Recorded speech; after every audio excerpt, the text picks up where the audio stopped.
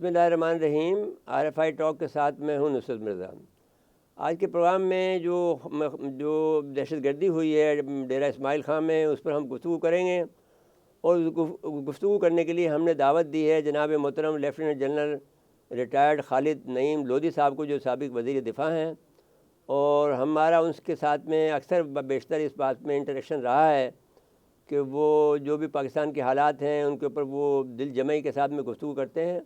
اور ہم ان سے اس طرح کا انٹرویو نہیں کرتے، بلکہ ان کے ساتھ میں ایک انٹریکشن کرتے ہیں، تبادلہ خیال کرتے ہیں ایک دوسرے کے ساتھ میں. تو ہم اس وقت جنرل خالد نعیم لودھی صاحب کو خوش آمدید کہتے ہیں اپنے پروگرام RFI ٹاک میں، اور ان سے گفتگو کو آغاز کرتے ہیں. السلام علیکم جنرل نعیم لودھی صاحب. آپ السلام فرمائیں علیکم. کہ بہت شکریہ جی. آپ کا ہمارا تعلق بہت پرانا ہے اس سلسلے میں. جی آپ یاد کریں کہ جب یہ پہلا یہ واقعہ ہوا تھا، جب یہ لوگ نکلے تھے یہاں سے 30 اگست کو، تو پھر اس وقت ہم نے یہ کہا تھا کہ یہ حملہ کریں گے، تو آپ نے یہ کہا تھا کہ 6 مہینے ان کو دے دو. تو 6 مہینے ہم نے کہا جی 6 مہینے لے لیں، 1 سال لے لیں، یہ رہیں گے تو وہی کہ وہی. پھر آپ نے ہمیں بعد میں اجازت دی تھی کہ نہیں، اب ہمیں ایکشن لینا چاہیے.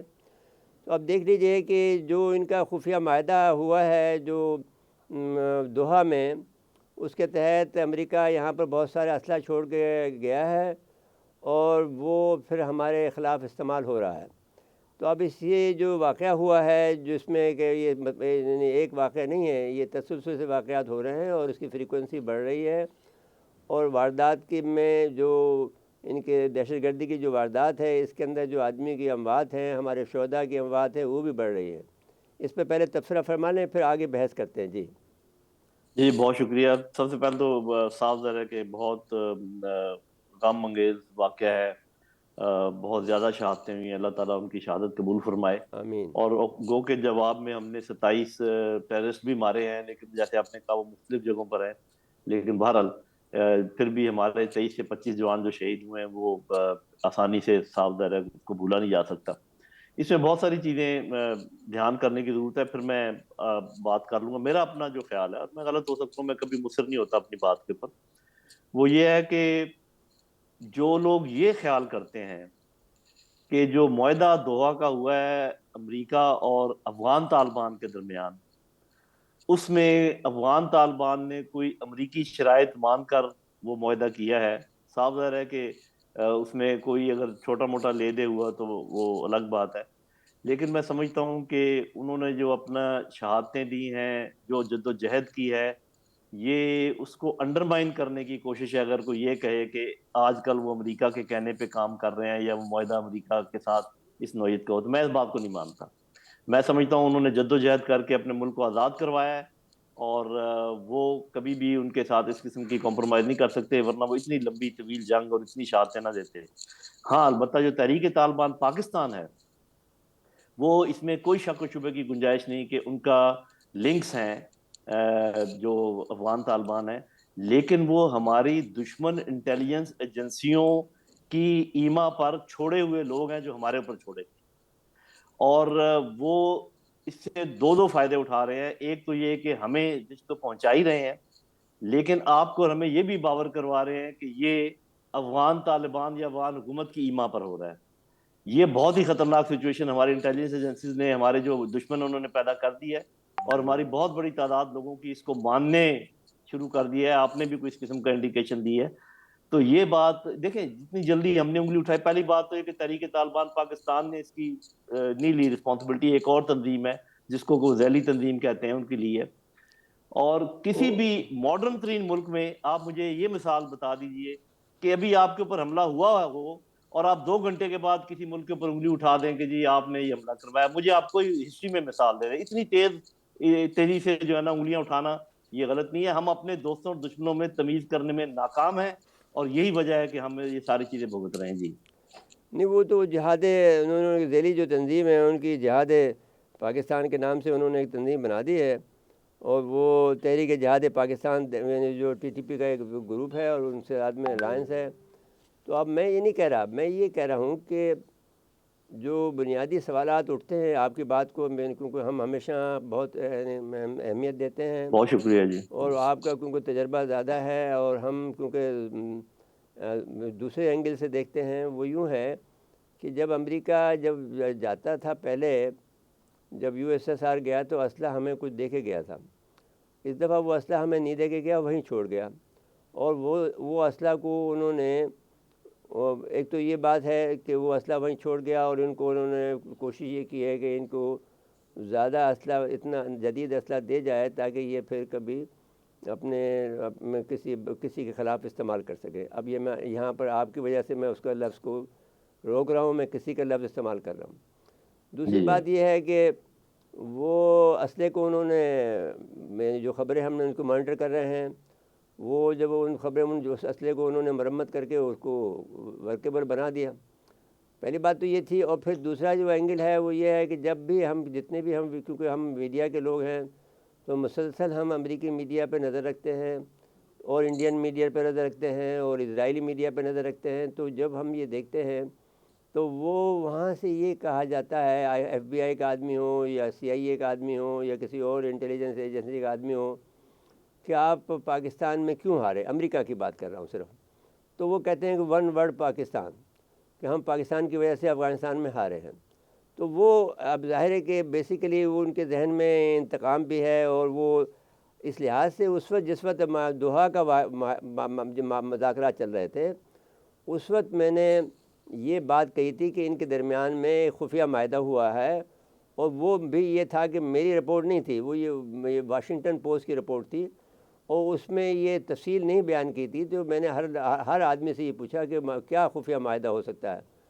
تو خفیہ جو معاہدہ بظاہر اب یہی نظر آتا ہے. اچھا، اب تیسری بات جو ہے وہ اہم بات ہے، وہ یہ ہے کہ جہاں پر TTP سے کے جو مقاصد ہیں اور وہ جو ان کے مقاصد ہیں وہ ایک ہیں. اب ہمارے لیے جو راستہ بنتا ہے، میں وے آؤٹ یہی کہتا ہوں، کیونکہ بیسیکلی جب بھی کبھی یہ مسئلہ ہوتے تھے تو یہ اس کو ہم بائی پاس کر دیتے تھے، اور یہ پھر پانی پچ جاتے تھے، آپ کو یاد ہوگا. تو اب ہم راستے میں بیٹھے ہوئے ہیں. تو ان کو جہاد کا شوق ہے، تو جہاد انہیں کہیں اور کرنے دینا. میں یہ بات آپ سے یہ کہنا چاہتا ہوں. جی، یہ بات آپ نے بالکل درست کی کہ امریکہ ہم سے ناراض ہے، اور شدید ناراض ہے کہ جو کچھ بھی افغانستان کے سلسلے میں پاکستان کا کردار رہا، وہ جو بھی کردار تھا وہ کیا تھا اس کو چھوڑ دیں. یہ بات بالکل مسلم ہے کہ وہ ہم سے ناراض ہیں. اور دوسری بات بالکل مسلم ہونی چاہیے کہ جب کوئی سپر پاور آپ سے ناراض ہو تو وہ پھر کیا کرتے ہیں، اس پر بھی کوئی زیادہ بحث کرنے کی ضرورت نہیں ہے.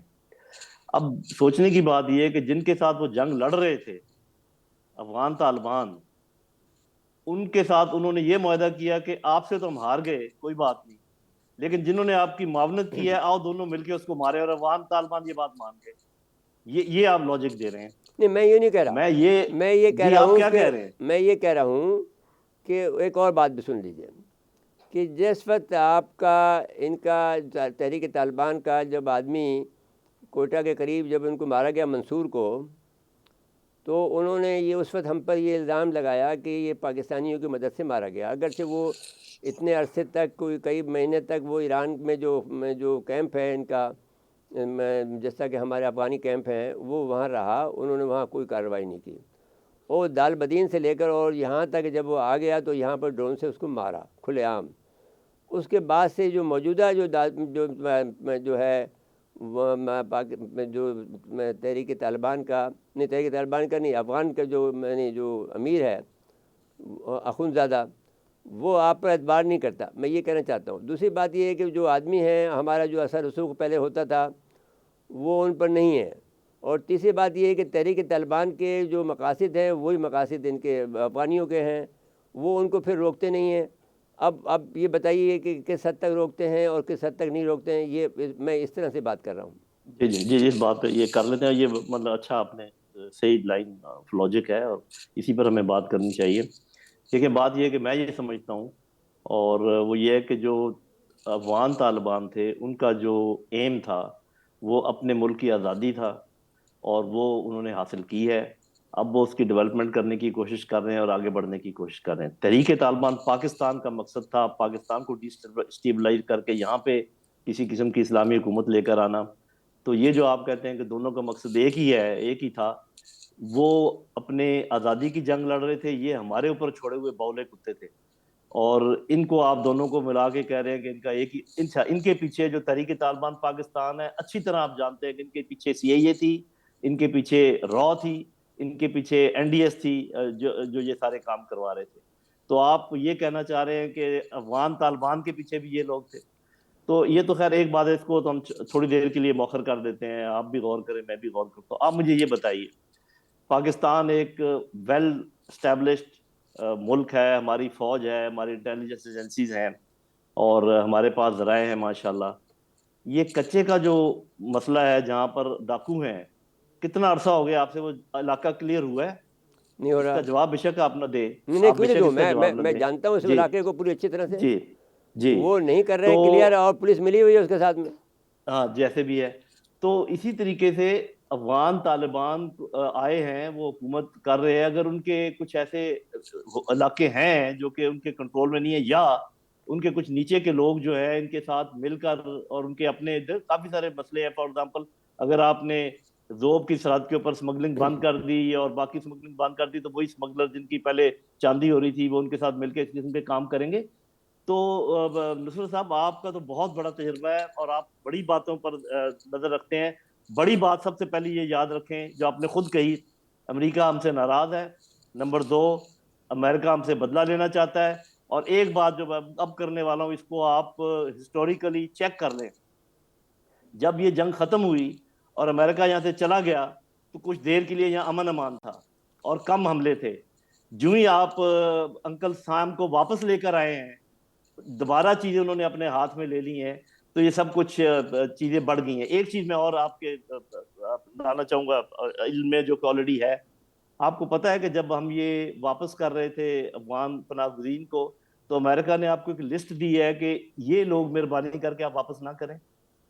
تو جب آپ کہتے ہیں کہ فلانے بندے افغانستان کے اس میں ملوث ہیں، تو اگر میں یہ کہوں کہ یہ وہ بندے ہیں جن کو امریکہ واپس نہیں کرنا جا رہا، یہ وہ افغان باشندے ہیں، آپ اس کا کیا جواب دیں گے؟ نہیں، میں کہوں گا کہ وہ پھر آپ ان کی بات نہیں مانیں اور ان کو ضرور فارغ کریں. پہلی بات تو یہ ہے کہ یہ بڑا نازک مسئلہ تھا. آپ کو اتنی غلطی حکومت کی یہ ہے کہ اتنی زور آواز سے آپ کو یہ نہیں کہنا چاہیے تھا، اور خاموشی سے نکالنا چاہیے تھا لوگوں کو. اور جی بالکل، وہ وہ آپ تو نے الگ جو بات ہے. جی میں نے غیر دانہ، غیر سیاسی حرکت کی ہے، اور نان ڈپلومیٹک حرکت کی ہے. ایسے ہی ہے جیسے کہ آپ نے اس کو یہاں کے جو سفیر تھا اس کے ساتھ میں جب آپ نے اس کو گرفتار کیا، تو وہ بہت غلط بات تھی آپ کی. جی اسی طرح کی یہ غلطی ہوئی ہے کہ آپ کو اتنا اوپنلی نہیں کہنا چاہیے تھا. اچھا، جی. میں نے تو ان کو یہ مشورہ دیا تھا کہ آپ جو پناہ گزین کا ہائی کمشنر ہے یو این کا، اس کو بلائیے. آپ جو ان کی انٹیریئر منسٹری ہے افغانستان کی، ان کو بلائیے. بیٹھ کے ان کو کہیں جی کہ ہمارا حتمی فیصلہ ہے کہ ان لوگوں نے واپس جانا ہے. اب آئے مل کر یہ طے کرتے ہیں کہ ان کی کتنی کیٹیگریز ہم بناتے ہیں. ہم آپ کو ویزے دیں گے، اسٹوڈنٹ ویزے بھی دیں گے، میڈیکل کے ویزے دیں گے، تجارت کے لیے ویزے دیں گے، بلکہ کچھ لوگوں کو ہم ریزیڈنسی بھی دے دیں گے جو ہم سمجھتے ہیں کہ اچھے لوگ ہیں. لیکن باقی لوگوں کو جانا ہے. مل کر یہ کام بہت اچھے خوش اسلوبی سے ہو سکتا تھا. اچھا اب ان کا باقاعدہ بڑا. جنرل جی صاحب، اب اس کو ایک بریک لے لیتے ہیں. بریک کے بعد میں یہ گفتگو کو یہاں سے شروع کریں گے. اس میں اچھی باتیں ہم کر رہے ہیں. ہم اس پہ انٹرویو نہیں کر رہے بلکہ ہم گفتگو کر رہے ہیں. ناظرین کرام، یہاں بہت لیتے ہیں شکریہ. بریک، اور بریک کے بعد حاضر خدمت ہوتے ہیں. جنرل صاحب ہمارے ساتھ وہاں پہ موجود ہیں. جی ہاں.